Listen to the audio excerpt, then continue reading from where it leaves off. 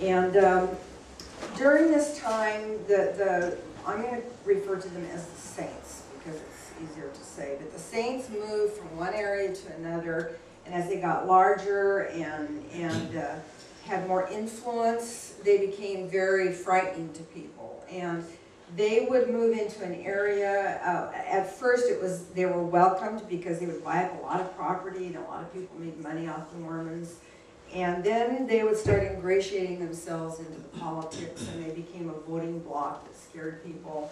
And there were some banking activities that Joseph Smith was involved in that turned out to be not what they claimed to be, and they were often kind of driven out, or they would leave in the middle of the night kind of a thing. And so they moved around a lot and eventually ended up in Illinois and built a city there, which was called Nauvoo. And at the time, it was the second largest city, only second to Chicago in Illinois, and eventually had close to 40,000 people before they finally left there. But everywhere they went, they became quite unpopular. And it was because they were bullies lots of times, and they believed that they were mandated by God, that every time they moved, of course Joseph told them he had a revelation that they were to leave and go to this new place, but that God had revealed that to him. So it was like there was an entitlement kind of thing about them. So, and this is what people sensed. They would come in and then they would just kind of, like they were entitled to take over. And there were many incidences where the more, I guess you'd say, enthusiastic Mormons would be involved in actually stealing livestock and in activities where it was just, break the law over and over again. And when they finally got to Nauvoo and became so large, they became very threatening to people. And Joseph Smith, at some point close to the end of his life, actually filed to run for president of the United States. And at one point, his apostles laid their hands upon his head and ordained him king of the world. That's actually a fact. So this was the grandiose dreams that he had, and he would wear a military uniform. There he had what they called the Nauvoo Legion of trained men who would get on their horses and parade all the time, and they wore uniforms and so forth and so on. But in the middle of all this, there began to be rumors about this thing called polygamy. And it caused, of course, great enmity between them and the people around them. And at the time this started, the main body of the church knew nothing about the polygamy thing. And Joseph Smith and the men that he eventually introduced this idea to hid the facts about this. Joseph himself hid it even from his closest friends for quite a long time. And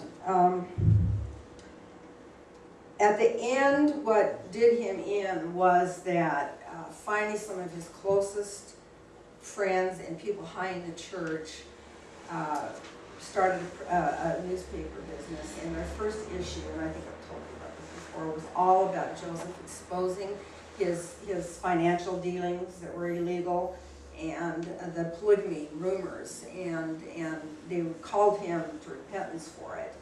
And it was so explosive that Joseph knew he just could not allow it. So he got his body of men who were called the Danites, which were kind of his bodyguards and the people that did some of the things behind the scenes that some people weren't aware of. They broke into the printing office and destroyed the printing press and burned the place down. And this was the event that finally led the authorities to arrest him again. He'd been arrested several times and put him in Carthage jail, and then a few days later, a mob came to the jail, and it was at that time that he was murdered. Which, of course, was a terrible, terrible event, but it made him a martyr, which helped promote even more devotion to the church and to the cause. And it was after that, it was about 2 years after that, they struggled, you know, about, he hadn't given a clear message about who was to succeed him if he ever died. And the church actually went without a prophet and president for about 3 years.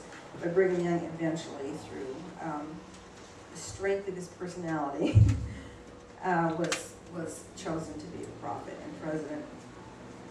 Now, in order, I think, to explain and how to tie this all in to the July 24th thing and what has happened recently about the polygamy stuff, I'd like to give you an overview of the polygamy thing and the incredible history of that I, as a devout child growing up in the Mormon church, had absolutely no idea.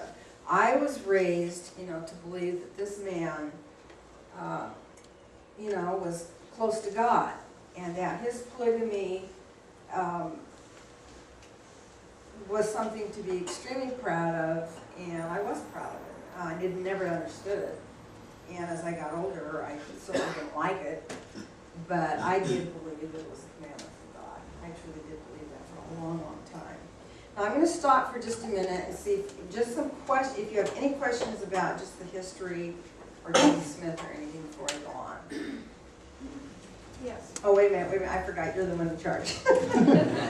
The question goes back to your comment about your historian twin. Can you give us one or more titles of his publications? His last name is Quinn, Q-U-I-N-N.